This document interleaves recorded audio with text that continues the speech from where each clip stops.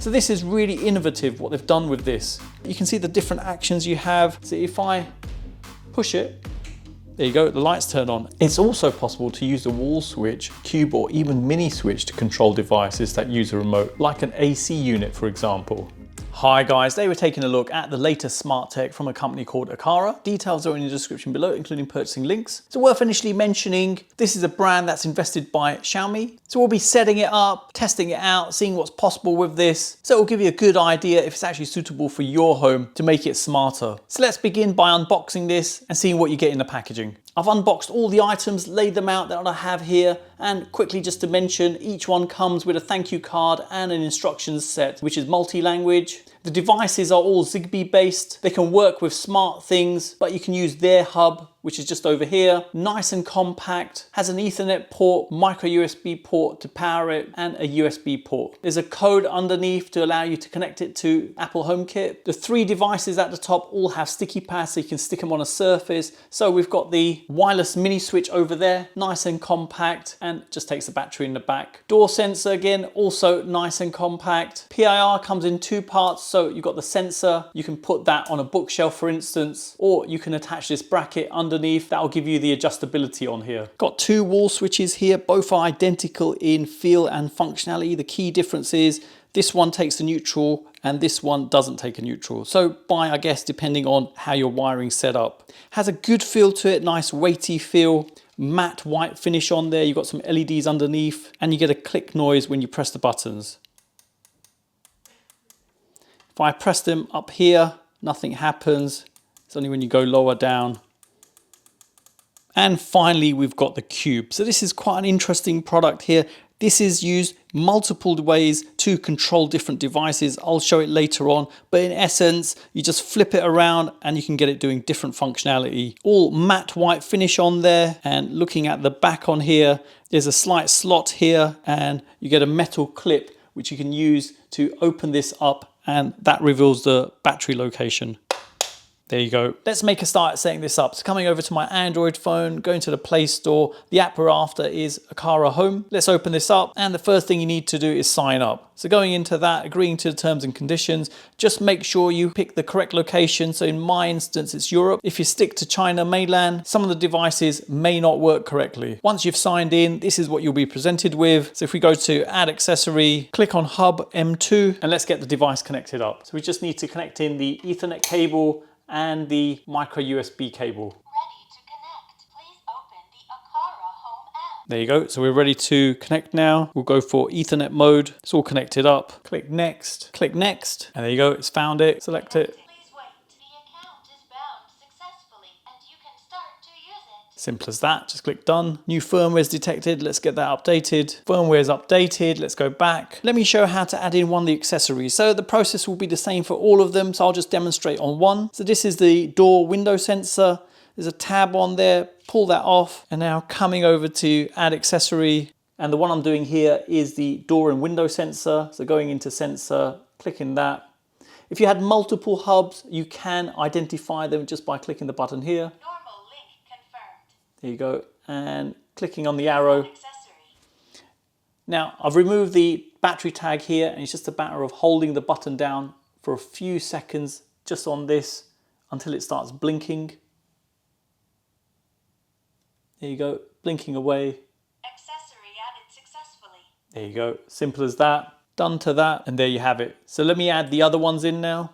I'm going to briefly show how to replace the light switch on this to make your lights in your room smart. Now I've isolated the power on here, so at the consumer unit I've turned the power off for this circuit. If I turn the light on and off, nothing happens. So there's no power going on this. So just to note, if you're not confident with electrics and you don't know what you're doing, best just to get an electrician in, because best not to risk it if you don't know what you're doing with this. Now I know the cabling behind this doesn't contain a neutral wire, so I'll be using the no neutral light switch. Now with this, we just need to take the plate off at the front. So if I just place my screwdriver into the area here, push it up, there you go, it unclips.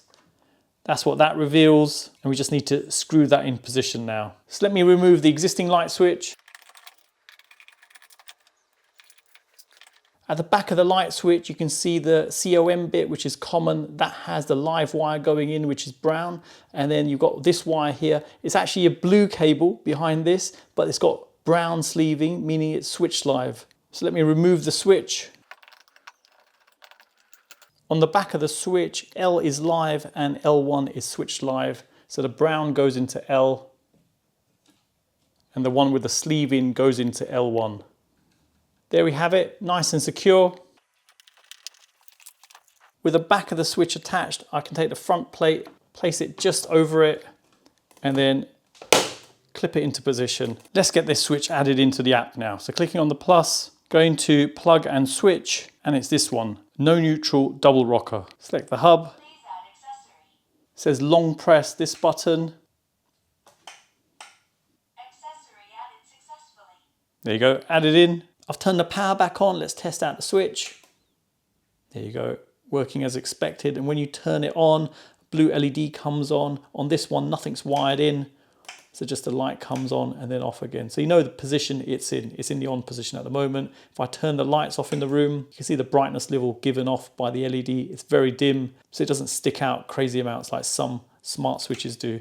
I quite like it being small and subtle, so when the room's completely dark, it doesn't give off too much light. Now that we've added all the devices in, let me briefly show you each one and the sort of functionality you get in it. So let's begin with a contact sensor, and that's the door window sensor. And straight off at the beginning, you can see it's in a closed state. If I open it, change to opened, close it again, going in there, and this scene you're seeing at the moment is like a reporting status and log, and you'll get this with all the other devices as well. So you got the option to go day or week, and then clicking on here, you can show data, choose date, and switch chart style. And then you've got an option here to flip the window sideways, so you get more info on the screen. Back from here, clicking here on the three dots, you've got settings, standard stuff you get with all the smart tech. You can rename it, you can change the location, so you can organize things by room. You can see the hub that's associated with it and details regarding the hub. Back from there, then you've got homepage card. You can change the icon on the home page, and if an alarm's triggered, you also get info on that as well. Back from there, and at the bottom, you've got remove accessory. And that's it. That's the basic details for this one. Moving on to button, same thing again. You can see on the details going on there. Again, the same things, but in terms of functionality, if I come out of here, you can see the status on here. It says long press. If I single click it, single click, double click, and long press. So 3 programmable options on this one. Next, we've got motion sensor. You can see the summary again, clicking on settings here, same details again, and you can program this to activate other devices. And then light sensor, and that's part of the PIR. So looking in there, similar things again as the other devices, but as well as movement of a person, it also picks up light levels. Back from here, then we have the cube.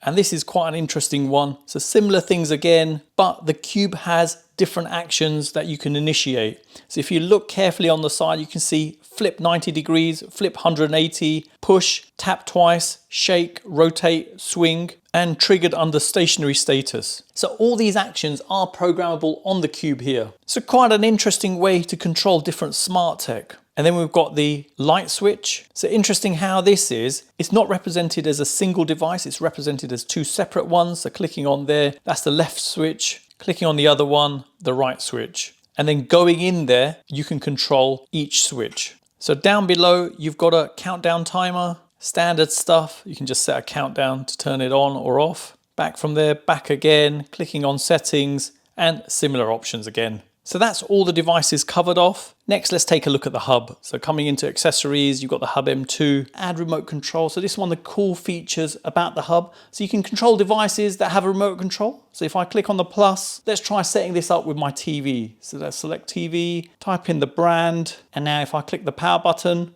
any response from accessory, just heard it click. So let's give it a second.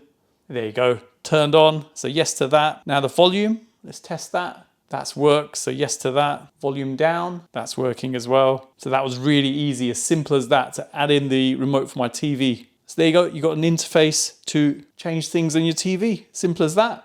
And now one of the advantages of this is, if I click here, automation, this can integrate with automation. So if I click create, And if there was a certain action that happened, for instance, the door was opened, I can add an automation, go to the remote control and just press the power button. So for instance, you could have it automatically turning on when you enter a room. And one of the useful things about this is if you're away from home and you wanted to give that impression that someone was home, you could even have your TV coming on, changing channel, changing volume level as well, and then turning off again. It's also possible to use the wall switch, cube, or even mini switch to control devices that use a remote, like an AC unit, for example. It's an excellent bit of functionality with this. Now going into settings, bridged accessories, so you can see the accessories you've added in, back from there, more settings, prevent accidental deletion settings. So it's only supported on these devices. So ones below that don't support that. Back from there, turn off light indicator. So you can set a time for that to be off. Hub language, prompt voice, it's at 25%, and that's that prompt that tells you different sort of actions that are happening. So you can change the volume on that. Back from there, then you can see the automation scenes if you created any. And if we try creating one, very simplistic and very easy to set up. So for example, if I click add, you can see the different devices here, and you just set your if action and then you set what's going to happen. You can set it to also only execute once. So this is a situation where you don't want it continuously happening, just as a one-off. Back from there, back again. Then you've got scenes, so you can set different scenes. So I've created one here just called doorbell. And one of the interesting things about the hub is actually got a speaker built in, so you can get it playing different sort of ringtones or even an alarm on there. So back from there, if I click play, there you go. Back from there, and below there's general information. Coming back from here, back again, go to home. And another interesting option that's on this is the alarm facility. So you can use this as a security system. So going in there, you've got the different alert modes. And if I click on one of them, that's now in home alert running. If I click it again, it will stop it. Click on edit. You can edit one of these. So if I go to home alert, you can set exit delays just like an alarm. You can set all your trigger devices. So at the moment, it's only on the door and window sensor. And the action on this is to send a push notification and then play a siren noise. You've got additional options down below. Let's go to advanced and then basic information and then back again. So just showing that in action. So it's armed. If I open the sensor here, here you go. And you get a message appear. Something's come up. So there you go, quite useful to have. Only negative I've got about this is really, it'd be nice if they had a remote to control these options. So at the moment you have to go into the app to turn it on and to go into these different modes. But you could use the wall switch, cube, or even the mini switch to activate or deactivate the alarm. You've got an alert log below there, and then going into settings there, you can delete the log. Let's turn that off for now. And even gives you an audible noise indicating it's turned off. Next, let me show you around the automation side of things. So the option is just over here, and this is where you can program your own bits of automation. So the first thing to note is anything you program in is saved directly onto the hub over here. So if you do lose the internet connectivity, the rules you programmed in will still work. Now, clicking on the plus, very simplistic here. If condition, if you add one, so if we go for the wireless mini switch, 3 actions on here, so single click, and then what we want to happen, we go to the wall switch, turn on off right rocker, and looking below you can see there's an action to execute it only once. So once it executes, it turns off. Then you've got acting time over here, so you can have it happening during a certain period on certain days. And if you had multiple conditions, so for instance, you could have the door sensor working with the PIR, and you can have a condition where all of them are met or just a single one's met. And then saving that, call it test 3, okay to that. Now see it in action. There you go. Simple as that, to create your own automation and to see it in action with the internet unplugged. Still works. Now, if I enable some of the other ones I've created, and for example, the door sensor, opening that, closing it, and you can see the speed for yourself, very quick to action, literally instant. So performance is really good on this. It's a similar situation for the PIR sensor. You could use it in your hallway. So if someone walks out in the hallway, the lights turn on. And one of the most interesting bits of tech they have is the cube. So this is really innovative what they've done with this. not something I've seen before. So if I go into this bit of automation I created, clicking on there, you can see the different actions you have, and you can set the cube to form different things when different actions are done against it. So for instance, at the moment it's got push on there. So if I push it, there you go, the lights turn on, and that's what I set it to. If I flip it over now to do a shake, let's just save that.